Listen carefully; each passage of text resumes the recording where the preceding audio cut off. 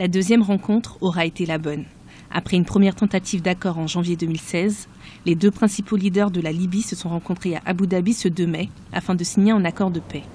Le chef du gouvernement d'union nationale, soutenu par l'ONU, Fayez al-Sarraj, et l'homme fort de l'Est de la Libye, qui contrôle les ressources pétrolières, Khalifa Haftar, ont réussi à s'entendre sur un accord de principe. Même s'il s'agit d'une grande avancée vers une réconciliation nationale, les modalités de cet accord restent à définir. Nous nous sommes mis d'accord avec le maréchal Haftar afin de mettre en place une stratégie pour former une armée libyenne unifiée sous une autorité civile. 6 ans après la chute du régime de Mouammar Kadhafi, la Libye est plongée dans une crise qui touche l'économie, la politique et la sécurité nationale. En 2015, un accord visant la création d'un gouvernement d'union nationale avait été mis en place sous l'égide de l'ONU.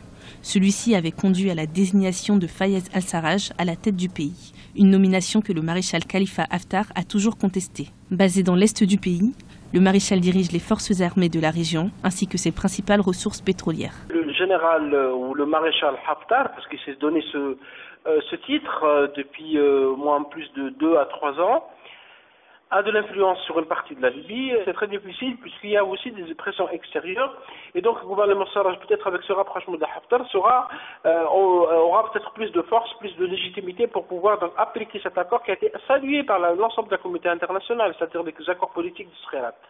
Depuis son arrivée au pouvoir en mars 2016, le gouvernement d'union nationale n'a toujours pas réussi à imposer son autorité sur l'ensemble du pays.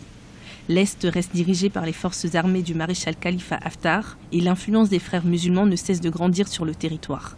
Ce nouvel accord vise à trouver un terrain d'entente entre tous ces protagonistes et parvenir cette fois-ci à un véritable plan de sortie de crise.